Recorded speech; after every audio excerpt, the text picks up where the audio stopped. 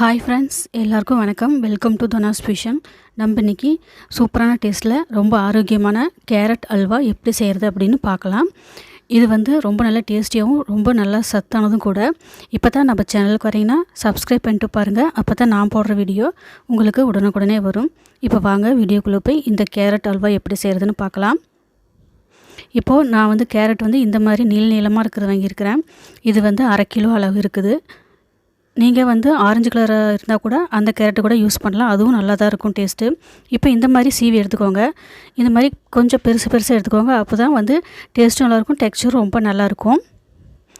இப்போ stove on பண்ணிக்கோங்க. ஒரு கடாய் வச்சுக்கோங்க.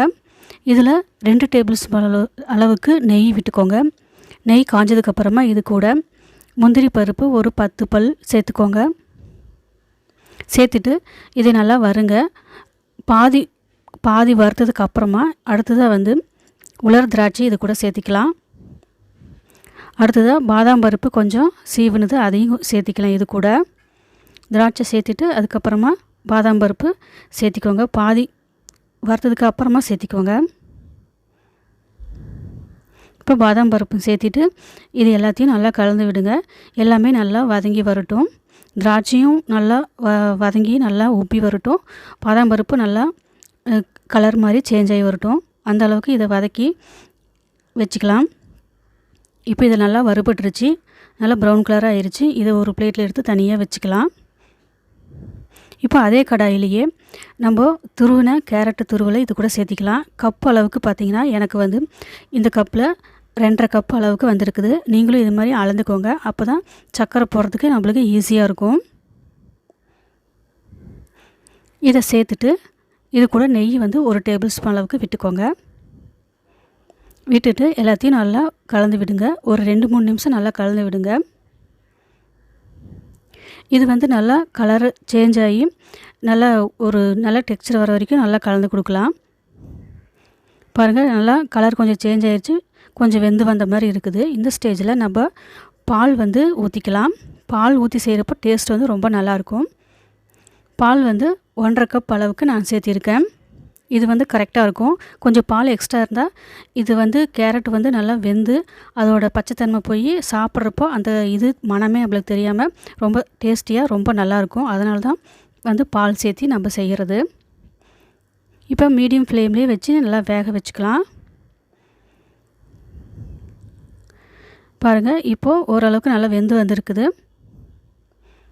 இப்போ பாருங்கள், பாலில் சுண்டி கேரட்டெல்லாம் நல்லா வெந்து நல்லா வந்திருக்குது. ரொம்ப குலைவாக வேக வச்சிடாதீங்க, நல்லா பக்குவமாக வேக வச்சுக்கோங்க. இப்போ இது கூட ஒரு பிஞ்ச் அளவுக்கு உப்பு சேர்த்திக்கோங்க. இனிப்புனா கொஞ்சம் உப்பு சேர்த்தினா தான் டேஸ்ட் நல்லா இருக்கும், எடுத்துக்காட்டும். சர்க்கரை அதே கப்லேயே 3/4 கப்பு அளவுக்கு நான் சேர்த்திருக்கேன். 1 கப்புக்கு 1/4 கப் அளவு, அந்த அளவுக்கு பார்த்து நீங்கள் உங்களோட இனிப்பு தகுந்த மாதிரி பார்த்து சேர்த்திக்கோங்க. சர்க்கரை சேர்த்ததுக்கு அப்புறமா கொஞ்சம் தண்ணி விட்ட மாதிரி இருக்கும். அதுவும் நல்லா வெந்து வரட்டும். அதனால் ஒரு 2-3 நிமிஷம் நல்லா இது வேக வைக்கலாம். பாருங்கள், ஓரளவுக்கு நல்லா வெந்து வந்துக்கிட்டு இருக்குது. இன்னும் கொஞ்சம் நேரம் வேகட்டும். தண்ணியெல்லாம் நல்லா சுண்டுட்டும். அந்த கிரேவியெல்லாம் நல்லா சுண்டி வந்தால் தான் இதோட டேஸ்ட்டு டெக்ஸ்சரும் நல்லாயிருக்கும். இப்போ நல்லா ஓரளவுக்கு வெந்துருச்சு, போதும். இப்போ நம்ம வதக்கின ட்ரை ஃப்ரூட்ஸை இது கூட சேர்த்திக்கலாம். சேர்த்திட்டு எல்லாத்தையும் நல்லா கலந்து விட்டுக்கலாம். இது கூட 1/2 டேபிள் ஸ்பூன் அளவுக்கு ஏலக்காய் பவுடரை சேர்த்திக்கோங்க. சேர்த்திட்டு எல்லாத்தையும் நல்லா கலந்து விட்டுட்டு அதுக்கப்புறமா ஸ்டவ் ஆஃப் பண்ணிடுங்க. அவ்வளோதான், நம்மளுக்கு சூப்பரான டேஸ்ட்டில் கேரட் அல்வா ரொம்ப ஈஸியாக நம்ம வீட்லேயே செஞ்சு சாப்பிட்லாம். ஏதாவது ஃபங்க்ஷன் டைமில் இது மாதிரி செஞ்சு சாப்பிட்லாம். சும்மாவே அப்படியே சாப்பிட்லாம், ரொம்ப நல்லாயிருக்கும். சூப்பரான கேரட் அல்வா இப்போ ரெடி ஆயிடுச்சு. இதே மாதிரி நீங்களும் செஞ்சு பாருங்கள். கமெண்ட்டில் சொல்லுங்கள், லைக் பண்ணுங்கள், ஷேர் பண்ணுங்கள். தேங்க்யூ ஃபார் வாட்சிங்.